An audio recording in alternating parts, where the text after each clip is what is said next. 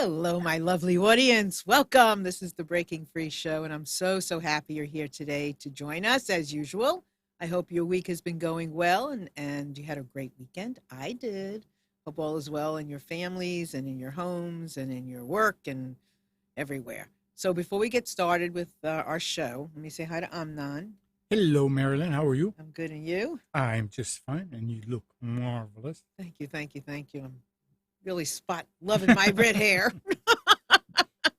Anyway, so as we get on with the show, please feel free to join us anytime you want. This is your show. We want you. We're inviting you. Come join us. You can call in anytime you like to 919-518-9773. That comes right into the studio. So if the mood, the moment prompts you, you got something to say, you want something, you have something to add, you have a question, give us a holler. You can come in on Skype, and that's computers. That's plural. Then the number 2K voice, and you'll come in on Skype voice, not video. So don't worry.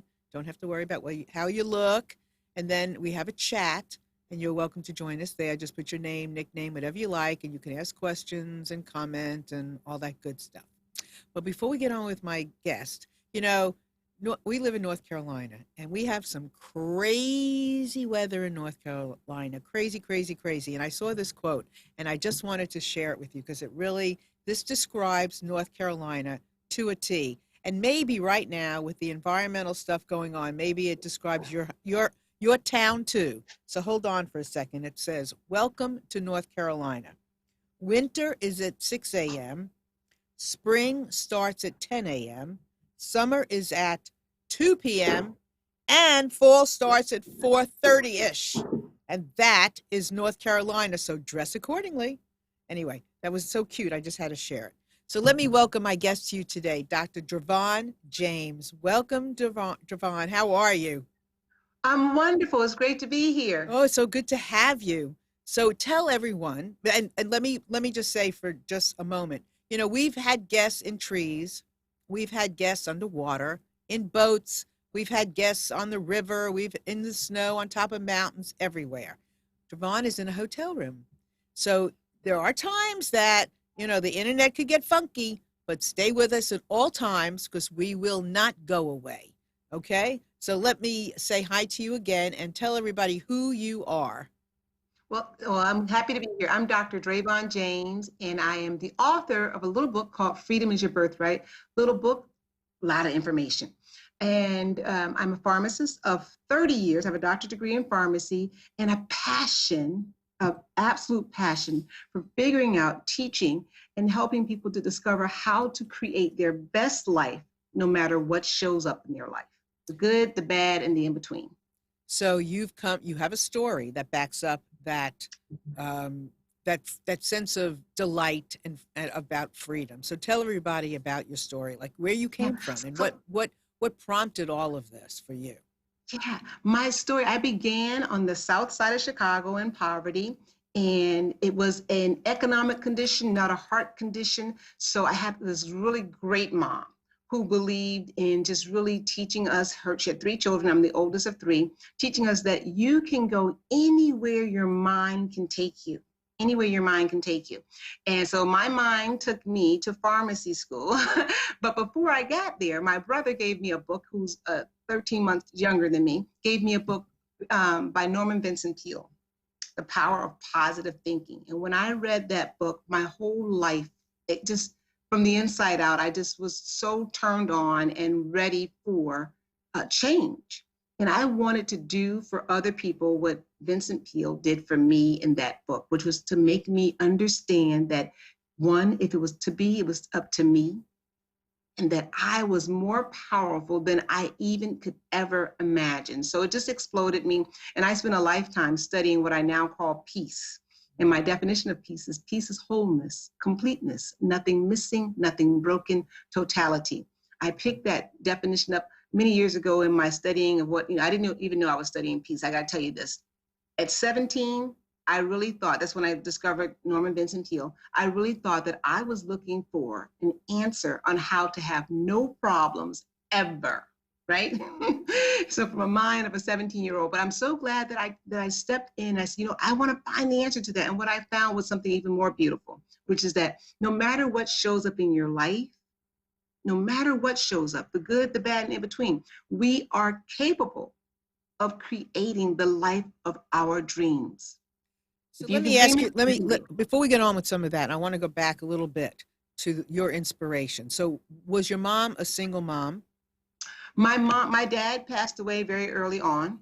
Mhm. So yeah, she remarried and divorced, and she ended up raising 3 children on her own. And so she was spunky, huh? She was spunky. She was spunky. It took a lot of spunky. That wasn't happening. I think we were the only kids in our neighborhood. We were homeless for a time period too. Let me say that. But we were the only kids in our neighborhood who were raised by a single parent. And but my mom, she was a no excuse kind of person. And I gotta tell you, this is so funny because growing up, I just was so angry at her a lot because we spent all day Sunday in church, all day, and we spent all day Saturday in church. The church on Sunday was a holiness church, and then on Sunday we went to a New Thought church. And the two congregations never knew. You couldn't tell the holiness people you went to a New Thought church, and you couldn't tell the New Thought church. So my mother was ahead of her times, but she was very much steeped in tradition. Wow. So Yeah. what was the message for you? Because they're like almost at two ends of the spectrum, right? People would think that, but Okay. absolutely they're not. The message is really the same, the way they packaged it. And that's the one thing that I got very early on. And I would tell my mom, like, people wouldn't really care because they're saying the same thing. They're packaging it differently, but the message really is the same. There is something in this universe that loves you enough, that's giving you the privilege to be here. Now you're going to have some, what we may call problems, but you may have some trials and tribulations, right? That's straight from the Bible, right? You're going to have some challenges, some opportunities for growth and development. But there are some things here already in this universe that are designed to be tools for you. And that message was universal. I saw that very early on.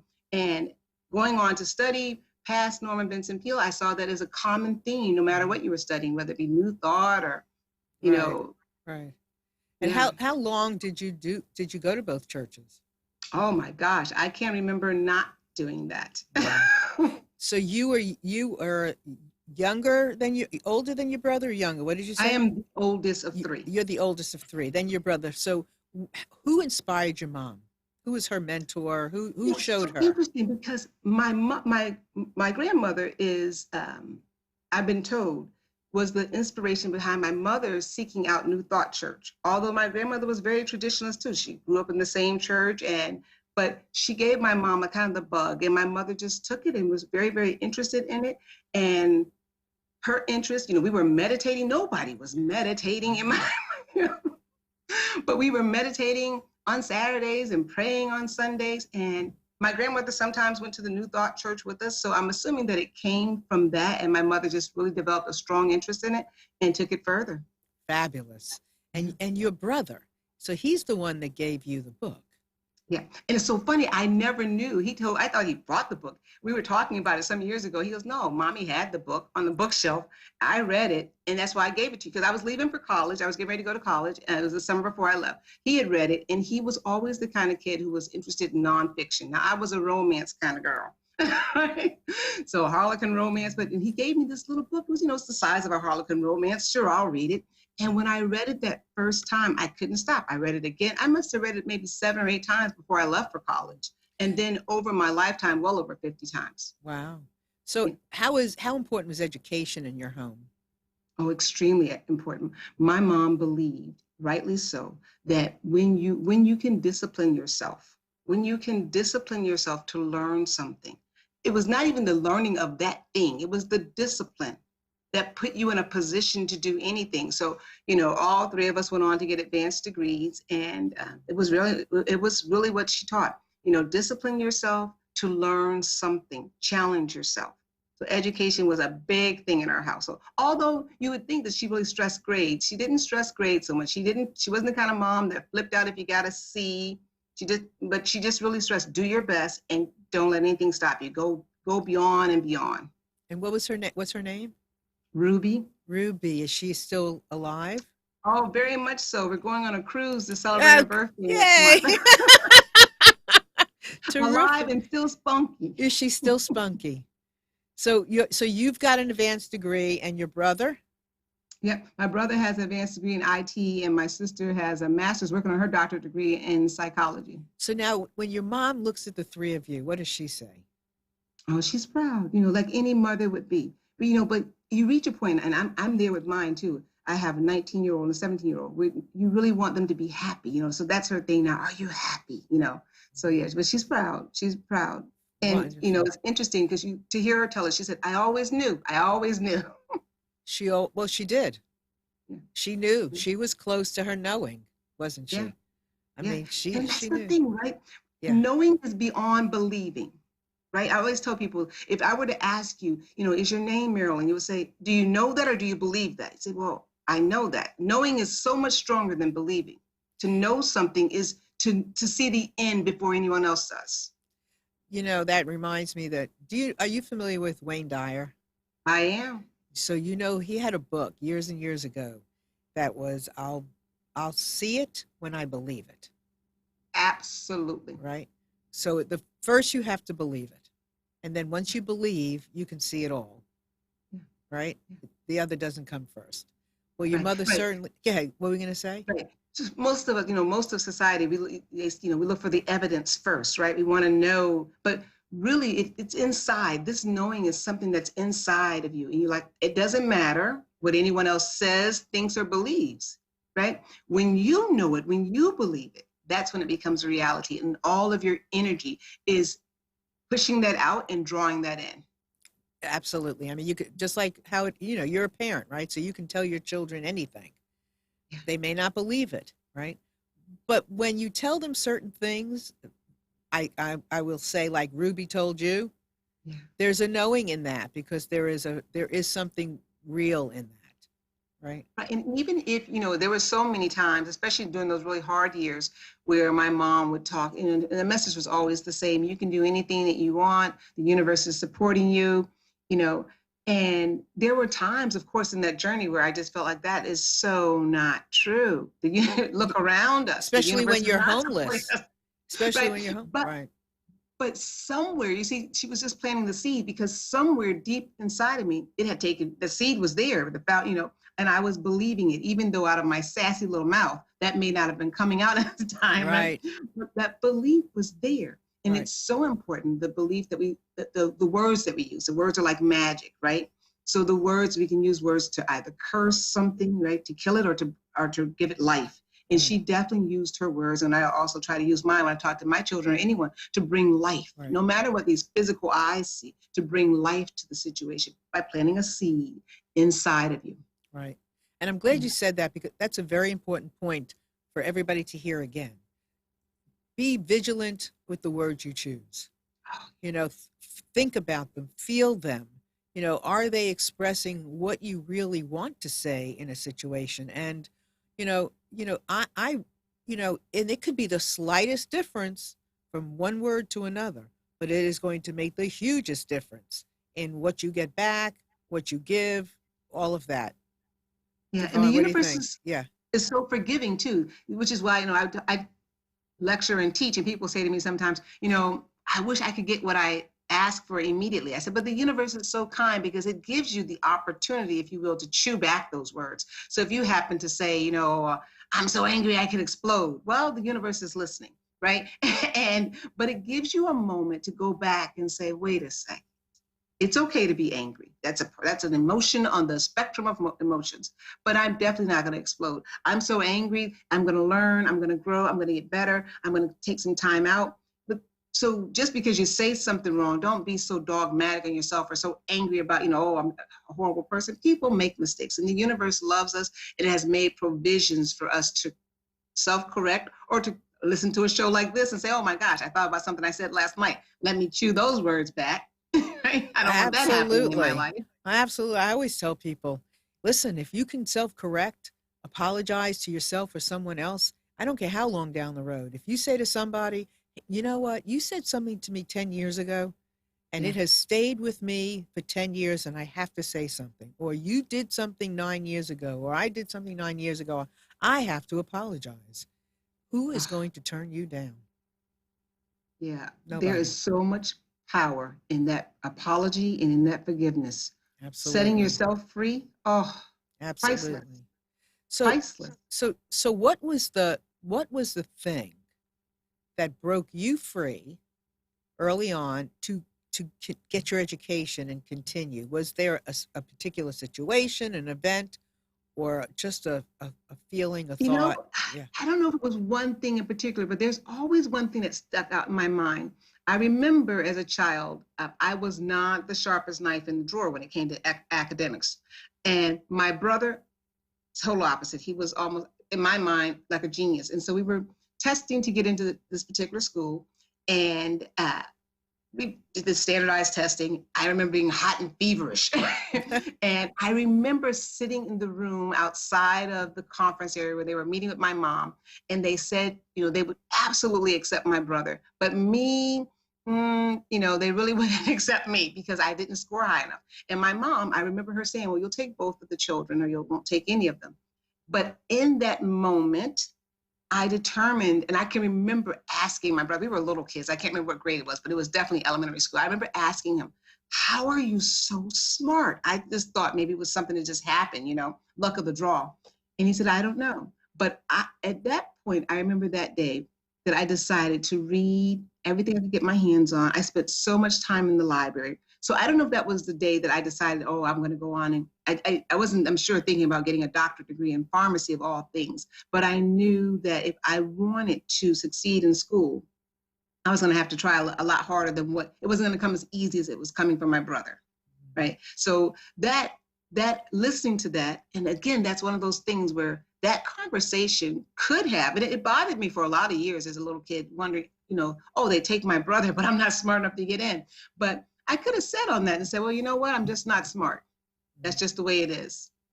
But because I believe of the environment that I was in that was not cushiony, it was a lot of hard love. You had to grow up pretty fast to survive. And because of my mother's insistence that you could do anything you put your mind to, I made the decision somewhere, and I got to thank the universe for this, that I wasn't going to give up, that I was, it may take me a little longer to learn things. And then once I got it and got the wheels going, it sort of took a life of its own. But that, I remember that day. I don't know if it was the pivotal day, but that day was hard for me as a kid. I bet it was. I bet it Yeah. was. Yeah. So I want to just ask you just really quick and then I want to get into some really deep things. Why pharmacy school? You're not going to believe it. I was I'll sitting in believe Latin anything. okay, so I actually, want to be an actress. And we'll talk more about that because I am pursuing that dream. But I was sitting in Latin class, and my counselor came up to the class and said, there's people here from pharmacy school. I want you to go talk to me, you to go talk to them. Now, at that time, my mother had told me that I was going to medical school because had become this really great student in math and science. I just excelled in. I didn't particularly like math and science. I love literature, and I was really good at that too. But you can imagine, coming from a poor background, being a medical doctor. Oh my gosh, Right. So my mother said, you're gonna go to medical school. And I was like, oh, okay, I'll do it. I don't really want to. Well, pharmacy school came to my class and they talked to us. And I remember sitting there and thinking to myself, this doesn't seem that hard. I was wrong. Yeah. It doesn't seem that hard. But I thought, this is my thought. The guy said to me, the recruiter, if you finish pharmacy school and you decide that you don't want to go to medical school, you'll have a great career. He said, but if you do decide to go to medical school, you're going to need money, and you'll make more money than anybody else because you'll be a pharmacist. I was sold.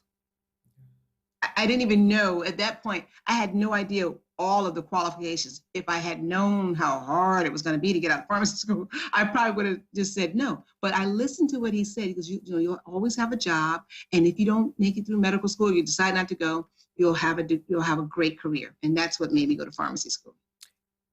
There's always a good story behind a story, isn't there? Yeah, So you were fortunate. You had yeah, this. I was fortunate. You had Ruby. Yeah. Not everybody has a Ruby. No. So and a lot of people coming from some really bad situations. You are testament to, I read Michelle Obama's book. It wasn't, she had some, not terrible issues, but some issues, and look where she ended up, right? I mean, a lot of people come from, bad neighborhoods, or they come from great neighborhoods. They come from bad families, or they come from great families. Life is messy. It is. Life can be messy. So what do you think? How do you tell people, or how do you help people, or share? What is an overarching message about where you find your inner Ruby? Right. It's all perspective. And as lovely as my mom was, you can imagine you're not very patient when you're raising three children and you're sometimes homeless. So you pick the gym, and now, 52 years old, I can look back and say, oh, that was love. It didn't feel like love necessarily at 7 or at 13 or at 18, but what you do for yourself, is you look around you and you say, this is what I want and this is what I don't want. It all starts there. And I think I was very clear on that, walking the streets and not having a place to sleep. I was very clear on what I didn't want. And this is what I did want, right? And once you make your mind up what you want, just about everything seems like motivation to push you there. That conversation, sitting there and hearing, a school say they wouldn't accept me because I wasn't, the sharpest knife in the drawer, to use Right. my phraseology, right? Or, having a mom who kept you in church all day on Sunday and all day. That definitely didn't seem like a great thing, And a lot of people I hear tell that story and they say, I rebel against religion because it was stuffed down my throat. But again, it all starts with your internal desire. What do you want? So few people really spend enough time with themselves, whether they're in the best situation or the worst situation, to know what they really want from the inside out, barring everything else. What is it that you want? And then when you know that, it doesn't matter what shows up on the outside, in the external world. You can use all that as a motivator. Mm-hmm. So if you don't have a Ruby, if you don't have a school that sits there and rejects you, if you've never been homeless, you don't need any of those things. You don't need any of that. You need to know what it is that you want and what you don't want. And I would submit to you, everybody does know, but they don't listen to themselves. They listen to the TV or to the news or whatever, people around them. Time with self-awareness is the answer. Get to know and fall in love with you, just the way that you are, without any fixing up. You gotta love yourself and know yourself first before you can change anything. And that is the road less traveled sometimes, isn't it? Oh, 'cause it's the hardest road. It's the hardest road. Well, it's one of the hardest things is to get to understand and trust in your own sense of whatever that looks like. I mean, it's very hard. So, I mean, it's and then when you get a little glimpse, it's also one of the things I want to say is when you do get a glimpse, it's very important to surround yourself with good people. That is really important, is surround yourself with people who can, acknowledge, who can, sit there and reinforce your direction, sit there and laugh with you, sit there and encourage you. If you're going to be around people that are hateful, it's going to be really hard. Oh, it's going to be hard. It will definitely be hard. Try to choose your people wisely. But I can remember I was homeless in college too for a little while. Were you? And What does homeless look so- like? What does homeless look like to you? Oh my goodness. I tell my kids it's a fear that in as much as I work against not having fears and I work towards looking at positive, but it's something that has really driven my life, is to make really, really wise financial decisions so that we're not too extravagant. We don't go back into that. But it is a scary, lonely place. It's, I tell people, when you're outside and the rest of the world is inside and it's dark and it's cold, the world looks really different. So did you live in your car? I didn't have a car. Where did you live when you were homeless? Oh, you just walk. How long were you homeless for? Off and on, gosh, I never really added up. In college, it was a couple months. Steady a couple of months? Like you Oh, had no, no home for a couple of months? Maybe like a week here, 2 weeks Uh-huh. there. Because you It may have couldn't been pay, longer than that. People would take me in, you could stay a couple weeks here, stay a couple weeks there, but no place of my own. because you couldn't pay the board and all that stuff for school. Yeah, I was put out of the dorm because, I hadn't paid the bill. And though school was so important. Yeah, it was I saw it as the only option. I saw it as the only option. And I remember saying this because I started out pharmacy school. You know how they say that thing, look to the left, look to the right. One of you won't be here.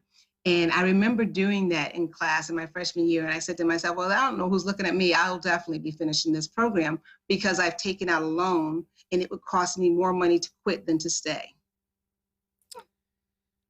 So you get to share this because you've got a good story to back you up. Yeah. That anything Yeah. is possible. Oh, anything is possible if you don't give up and if you use everything as a motivator. There will be people.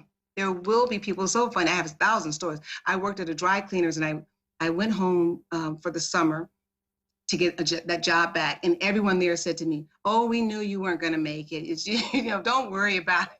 And I was like, I'm really just here for the summer because I couldn't afford to stay there over the summer. But even that, people not believing in me. And it wasn't as though I wanted to prove something to them. And I didn't even think about proving something to myself. I just always looked and said, I see this and I see that. Well, I don't like that and I do like this. And this is what I need to do in order to get what I want. Right. And knowing that, and I wasn't even sure, I wasn't sure that it was going to pan out, but it was the plan that I had. I stuck to the plan. Well, nothing's going to work out if you don't do that, at least. Right. If you don't stick to the plan and believe in yourself. Right. You get to college, and I tell my kids this often, you get to college and 50% of your friends that are there decide halfway through, oh, this is a joke. I don't need this. But you got to know your own mind. And perhaps some of them don't need it. I have a friend who tells a story about a person that she knew that dropped out of college freshman year and went on to become a millionaire. So you got to stick to your plan. This was the plan that I had for me. It worked out for me. Is college for everyone? That's not the story here. The message here is that stick to the plan that works for you, and then stand in the truth of balance. And what do you mean by balance? What do you mean by balance? Whatever your plan is, does good for you, and does a good service for the world too, that's a good plan. That's a good plan, right? If it does good for you and good for the world too, you're in harmony. That's balance. It's a give and take. You're getting something out of this and you're providing a lovely service for somebody in some way. And and let's not forget, it is okay to get something from something. Oh, you have to. You have to. There's nothing, otherwise you run dry. There is nothing wrong, right? Go ahead. You can't hear from an empty barrel. You must have balance. You must be receiving too. If your plan doesn't light you up and make you excited, that may not be the plan for you. Right. But if your plan, I say it to my kids all the time, your plan needs to excite you, but it also needs to be of service. So let me ask you something. So a couple of things have come to my mind. Number one, have you ever found yourself in a room with a bunch of men and you were the only woman? Oh, quite frequently. Okay. Pharmacy is now a female-dominated profession almost, but 30 years ago it was not.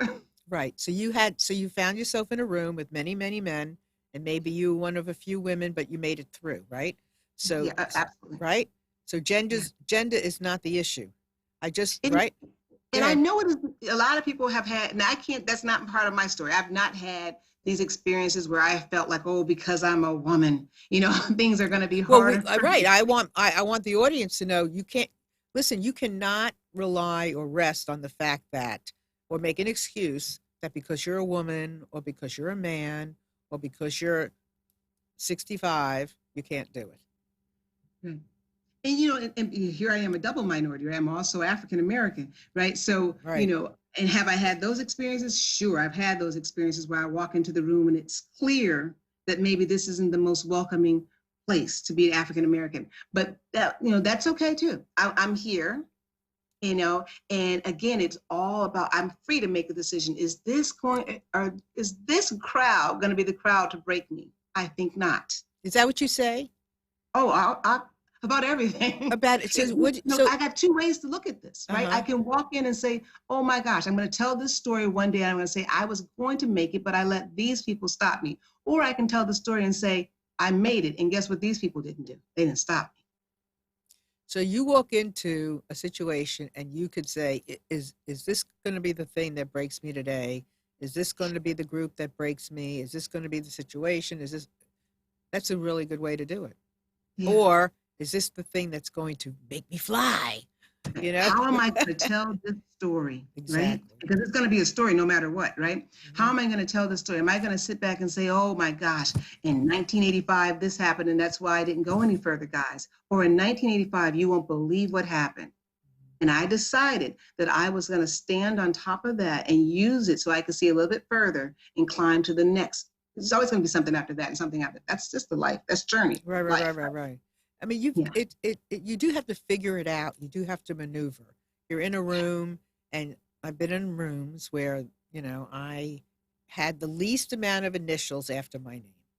I've been in rooms where many, many, many more people had big, lots of initials in the end of their room, at the end of their name, and I had to sit there and figure it out for a minute. And I had to say, okay, what do I do? Who am I in this situation? Who do I want to be? How am Yeah. I? How did I get here anyway?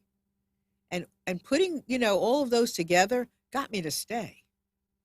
Yeah. And I think also approaching it, I've never approached anything like I had something to prove. I think that would have been a lot of pressure. So I never felt like, oh, I have something to prove. But my truth is that, and the name of my organization is Everyday Peace. So I always came knowing that whatever is here, I got two choices. I can let it use me or I can use it. Right. And by that, I mean that I can let it destroy me, or I can use whatever energy is here. It's not always bad. I can use whatever energy is here to grow as a person, as a woman, as a professional, to grow. And we only grow really through challenges. When you're on top of the world, you're on top of the world. You're not exactly in your learning mode, right? You're in Right, right, right, celebratory right. mode. But when you're in the middle of a challenge and you walk into a room and everyone's there thinking, well, you don't belong here or you don't know as much, then maybe you don't know as much. I've never walked into a room where I thought I was the absolute smartest person in there. But I know when I walk in the room, I'm going to learn something, I'm going to give something, I'm going to get something. Absolutely. And we're there for a reason. Yeah, yeah. It made walking into those rooms a whole lot easier sometimes. Oh Now my I God. don't even, huh? Especially when you walk in, and I still walk into those rooms today, and people are, don't want you to be there. And you come with the spirit of, when I leave, I'm gonna leave something great. And when I leave, I'm also gonna take something great. I'm gonna know something more about you, something more about me, something more about the subject matter. There's gonna be growth here today. Absolutely. And there's growth in everything we do when we stop, long enough to take a Yeah. look and listen and, take it in. And then even if you don't process it today, you can process it tomorrow. Not Or many years everything, later, in right? my case, sometimes. Exactly. So just tell us about your book. You mentioned it. Now tell us a little bit about it. So I wrote this book, Freedom is Your Birthright. And let me tell you, I wasn't setting out to write a book. I had a year in my life in 2015, which was a pivotal year for me. I believe in dividing life up into what I call a triangle: health, wealth, and relationship. And I had difficulty in all three. I got diagnosed with I didn't get diagnosed then. They realized that something was going on with my health and that they didn't know what it was. Later, they found it was an autoimmune disorder. But I lost my job, first time ever. And my marriage of 20 years hit the rocks. And so I was scrambling. I didn't know what to do, and how I steadied myself was on the principles that I had been practicing for so long that I call peace. And somewhere in this process, I remember saying to myself, if this is helping me, and it was helping me, I thought there could be one more person out here feeling the way I feel. I mean, I had nothing, no job, and my health was bad, and a 20-year marriage was like going down the toilet. And I thought, I'm standing here feeling like I'm underwater, but I'm still making it. If I'm able to do this, I want to help somebody else who may be in even a worse situation. So I started taking notes, and I got a job, and somebody I was working with said to me, "That's amazing. You should put that in a book." And I thought, well, people don't really read as much, and I really want them to get this. So I thought, I'm going to write a pamphlet. That's what I wanted to write, like this little. And then I said, well, I'll end up writing a book. I want it to be under 100 pages, and I want people to be able to go from cover to cover and really get something out of here that they can use to help them in their situation. And that's what I did. Freedom is Your Birthright is designed to help people understand just how powerful they are. But before you can move in your power, you got to know that you have it. You got to know that you are free. This moment right here, losing a job, a marriage in the toilet, health conditions, I still got to define it. I got to say what it is. I can say, this is the worst moment of my life. I'll never get better. Or I can say, wow, this is really challenging. I don't know how I'm going to make it, but I am definitely going to make it. Mm-hmm. And so through the writing, so what was the underlying premise? I mean, was it about handling stress? How do you find peace? Making the decision that you define and create your life. That's the underlying message, that you have to make that decision. You have to embrace that. You have to embrace that on your best day and on your worst day. You have to know that it is you who defines everything in your life. There's a point in the story I talk about a friend of mine who was actually in a terrible marriage situation at the same time. And he made the decision, he and his wife, that they were getting a divorce. And it was so beautiful the way he said it to me after all these months and stuff of crying about it. He said, I've made the decision that no, I don't want to get a divorce. He said, but this is a new experience for me. I've never done this before. I'm going to look at it like that. And I just thought my heart was breaking. I'm like, oh my God, I'm fighting tooth and nail. But that whole shift in his viewpoint is what makes or breaks a life, how we view it. Is this my worst day? Or is this the day that's going to change me forever for the better? Yeah, we have to take a look at that in a lot of ways, including money. Yeah. Right? Money is a big issue. And sometimes you want to look at it and go, do I have the money today to pay this bill? What will be next month is a whole nother story. But do I have the money today to eat? Do I have food in my refrigerator? If you don't, then what do? Then you have to take some action, right? I've been there. And what do you do? Yeah. So, and we're so fortunate in this country, not so much in other countries, but I can tell you in this country, we are so fortunate to have so many generous people. There are soup kitchens, yes. Been there, right? There are open door pantries, been there, right? And there are decisions to be made, right? With the little bit that we have, And there are days, and I wish I could say that nobody will ever go hungry. I wish I could say that. But even in this country, people go hungry. And I did. There were days that I didn't eat, right? But purposing in my heart that was not going to be my situation forever. And asking for help. Asking for help is not a sign of weakness. It is the most powerful thing you can do, is to say, I feel like my only option today is to ask for help and direction. And being open to that. And when you go with the flow of the river, when you're doing the things that are right, when you're doing the things that are good, when you're doing the best, very best that you can, there will be people along the river that will lend you a helping hand. Right? And you have never said a truer thing. That is so true. And I got to tell you the story because you will not believe it. Go ahead. Pharmacy school again. So this time I'd already been put out the door, and but I was still hanging in there. I had enough financial aid to stay and enough loans to stay in school, but not quite enough to cover the bill. And so this particular day, I still remember the woman's name who called me down to the office and said, this is your last day here, and we cannot attend classes anymore. I had already been told that I was still attending classes, but so I went to the library and I didn't know what to do. I had nowhere to go. I didn't know what to do. And I sat in the library and tears just started, and then I just started sobbing uncontrollably. I'm in this library. And this young man walked up to me and he said, what's wrong with you? And I told him what was wrong with me. And he said, oh, he took out his checkbook and he signed a check. He said, how much money do you need to stay here? And of course I knew it was on a little piece of paper. And he said, okay. He wrote it for that amount. And I just could not believe it. I have searched for him. I know his name, last and first name. And I said, it's like one of those angels. So once I became a pharmacist and all this stuff, I've not been able to locate him. But that actually happened. And so that goes to your story about when you when you live your life by certain principles, it's not to say that you won't have challenges. Oh my gosh, I can still feel the sentiment of how I felt that day in my chest, and just really not knowing. I just felt like, are you kidding me? What have I done to be so disfavored? I mean, how could this be happening? I don't even have money to get a bus ticket back to where I come from, you know? And sitting in that library, in the school's library, and to have that happen to me.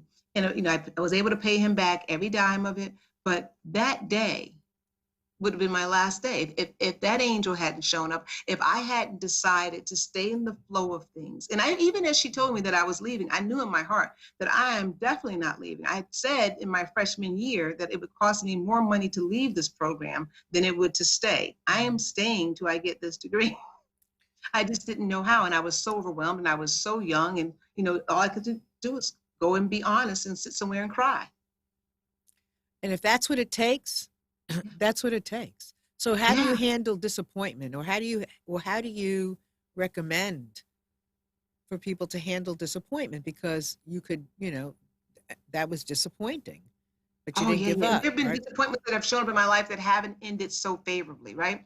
So I believe this, that everything that shows up in my life and in the lives of anyone has been designed for you to use it.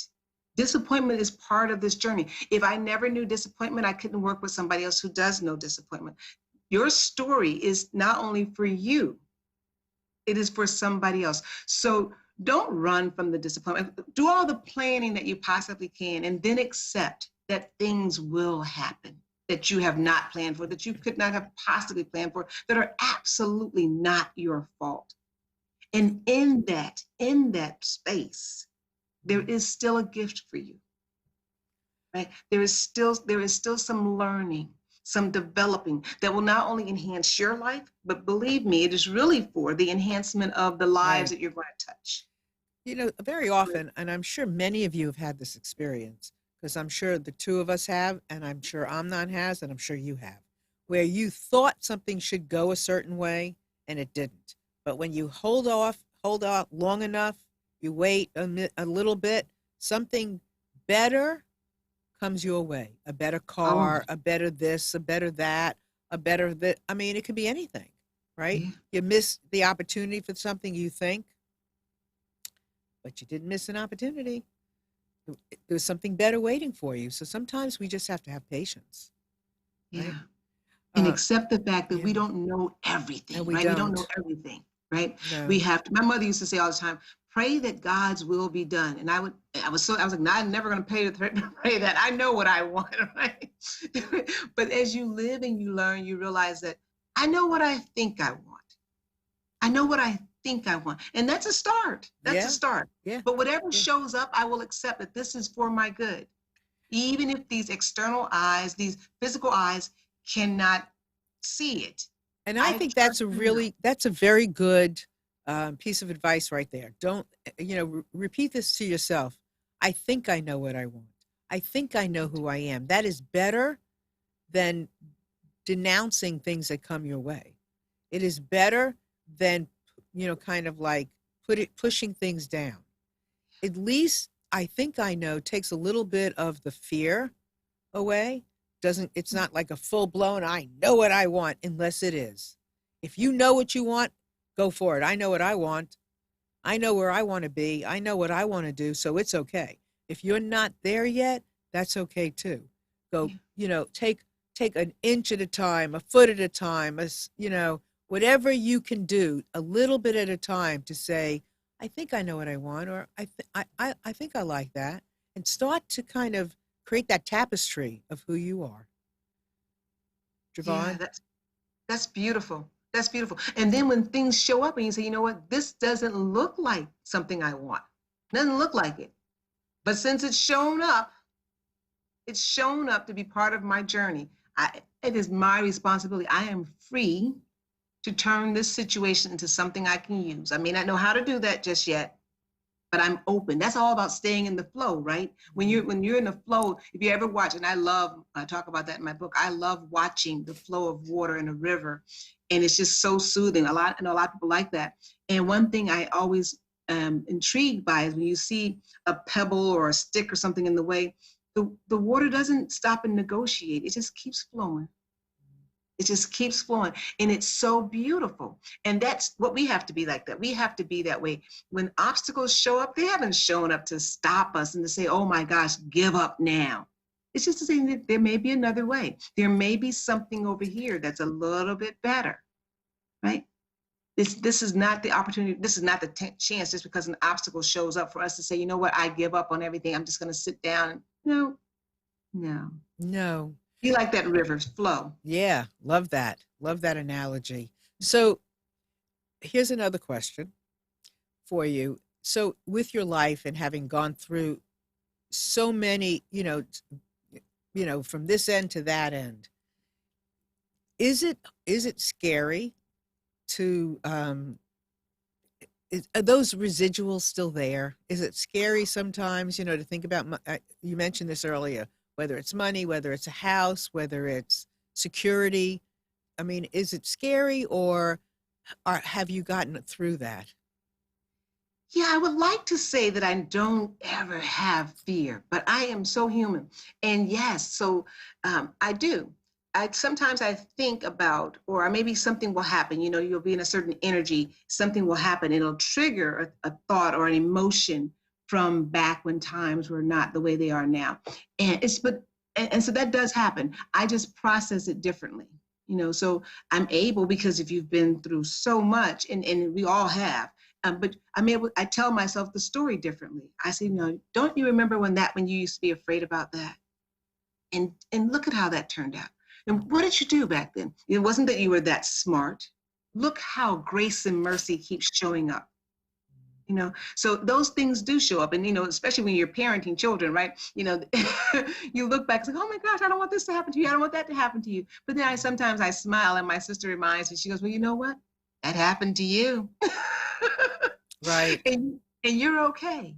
You're okay. Right. So it's I tell myself the story, and I encourage people, start telling your own story. Start saying what things mean to you. Start looking for the meaning behind the pain, because pain is part of this journey. We're not going to get out of this without having some heartache and some discomfort.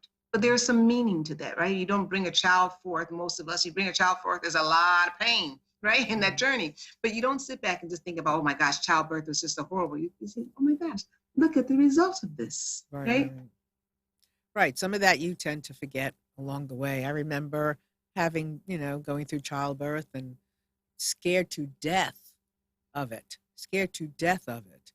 I wanted to run away, but it was hard being 9 months pregnant. Can't run anywhere. And, you get through it and then you don't even think about it anymore. You just look at your children and you go, yes, Right. So, life is, and I'm glad you said you're human, because we're all human, and I love doing this show because I love having regular people on who are doing extraordinary things, or, extraordinary people doing regular things, whatever it looks like. We're all in this together. We are. We are. And we really need each other's stories, to help us get through sometimes.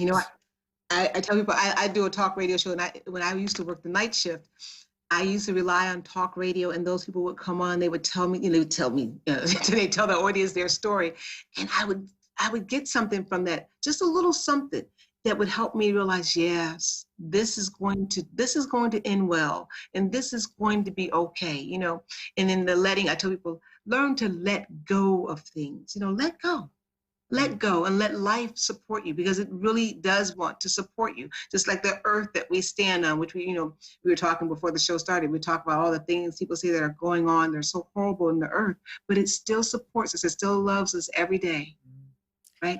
And trust in that. And thank you for bringing that up, because it's really important to, we only know what we know.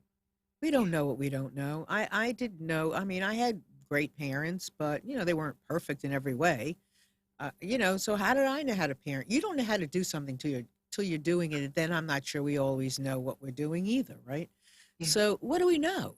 We don't know that much about things. We learn as we go. We have a little experience. We it's kind of like we go 2 steps forward, 1 step back, 3 steps forward, a half a step back, or back being a lesson. What do we know? We're doing the best that we can. So any Right. So opportunity you can to reach out, to read a book, to listen to a podcast, to hear a good story, take it. right. And I work with some brilliant surgeons. You talk about knowing. And I was talking to this one surgeon one day, and he was saying to me, he goes, every time I'm always learning something new. And you hear, thinking these people are doing these amazing surgeries. You think they're geniuses. He goes, I'm learning something new every day. I realize how much I don't know, right?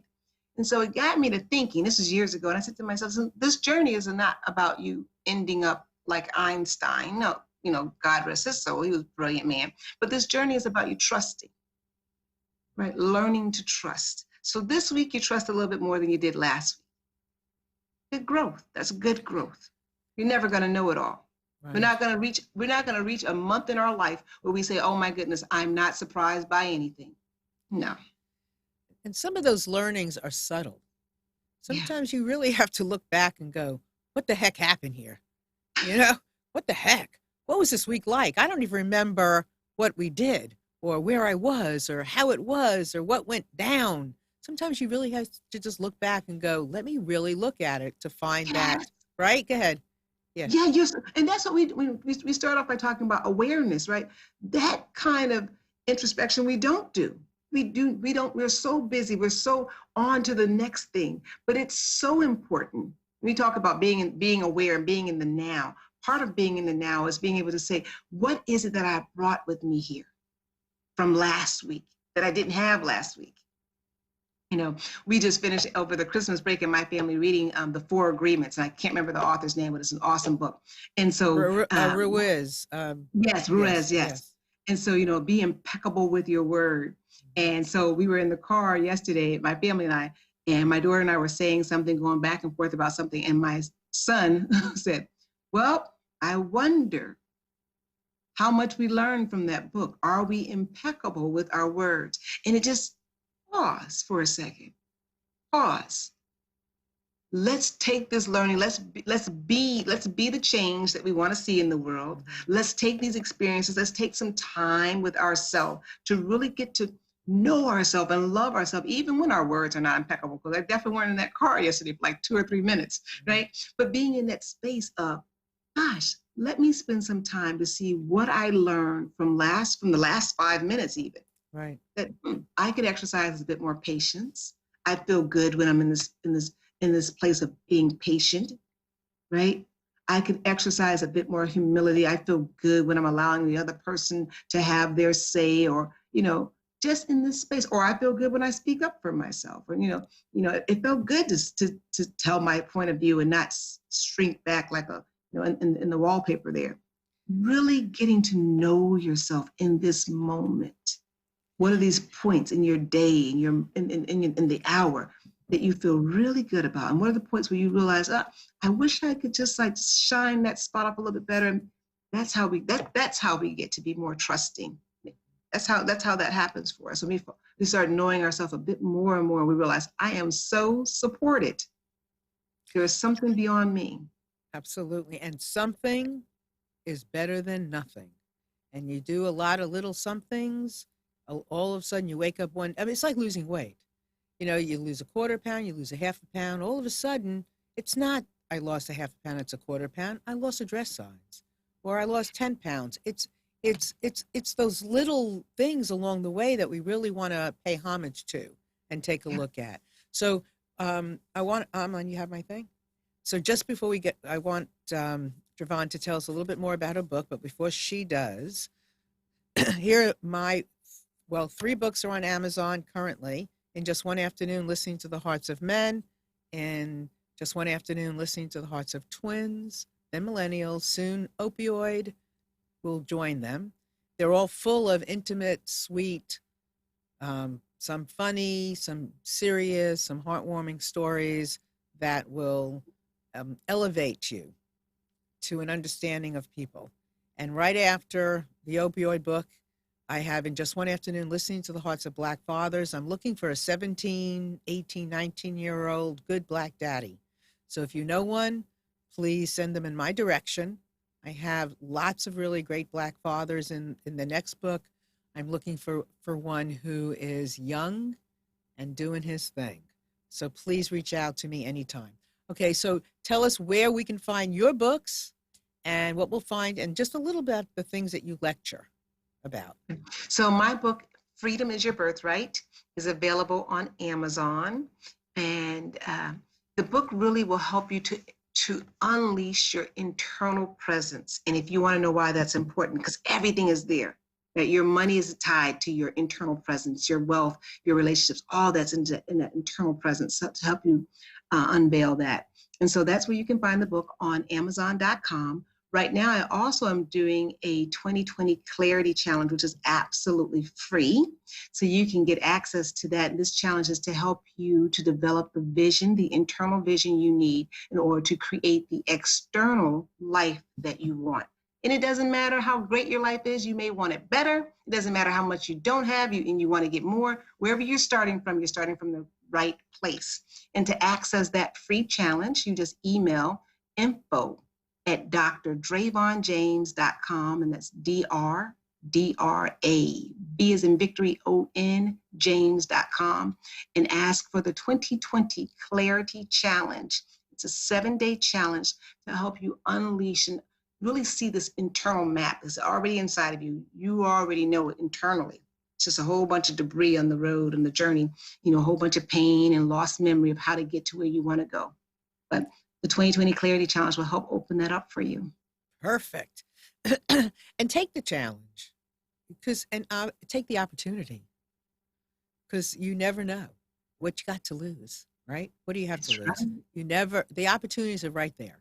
If you find one little thing about yourself that you can then find the next one little thing and the next one, and you become this one big thing, so take any opportunity you can to broaden your horizon and find your next North Star. So any other final words of wisdom from you? Just in 2020, let this, when I think of 2020, I think of perfect vision. Yes. Perfect vision. To realize that in this year of 2020, right where you are, you're standing in your perfection. You, right now, where you are, with all of your mistakes, all of your past, and all of your indecisions, you are standing in your perfection. Learn to love and accept yourself, and everyone else around you will start to increase in their learning to love and accept you. Those things that you're reaching for are reaching back for you. Right. And, we know that, a lot of people have a lot of hardships, whether it's health related. There can be a lot of things that pull you down and make it hard. But with any situation you're in, there is a little bit something that you can sweeten up your day with a little bit of something, whether it's a phone call to someone, saying thank you to someone, drinking a nice cup of tea, whatever it is that you can do to sweeten up your day will make it all the better for you. It truly does. And I see you smiling. Yeah, because that is you're just saying something that's so wonderful. I want to just say this too. Everyone's going through something. If you can find a smile to give to someone else, it will pay you back 1,000 times. Mm-hmm. I can remember being hungry or being sad or just being downright angry and sitting, someplace and saying something nice to somebody's kid in the park, and it just changing my entire insides. When you feel good on the inside, you bring more stuff to you. And I know it's hard to feel good when you're in a really bad space, but find just a little something to give away, a smile, kind word. It'll pay you back 1,000 times. Absolutely. And we all could use it. We all, when you radiate out a smile, you're radiating in as well. So it is, because we're like a radio station. We're sending out energetic waves all the time. So if we're sending something out that feels good, it is coming back to us as well. And everybody needs it. And the more people that do it, this flow, this thing that will happen from here to kingdom come, will all of a sudden people will start smiling. And we really can use that. So I really want to thank you so much for being here with us today. You're welcome. It's my pleasure. I know that you rushed to get to the hotel so you could do the show, and now you can breathe a little, but I really do thank you so much for being such a wonderful guest. We appreciate what you brought to the show today, and appreciate everybody for being here. Take a challenge, take the opportunity, do something today that is, something that will just feeds your soul. And, Dravon has one, so go for it. And with that, I want to thank everyone for being here today. I wish you a wonderful, wonderful, wonderful day. We will see you next week. Mwah! Bye.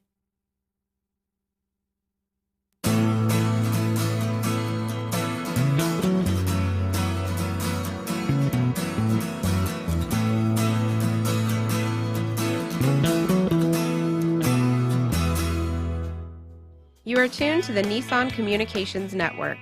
If you tuned in too late, you can always watch each program in its entirety or download an MP3 audio file of it in the archives section at nissancommunications.com.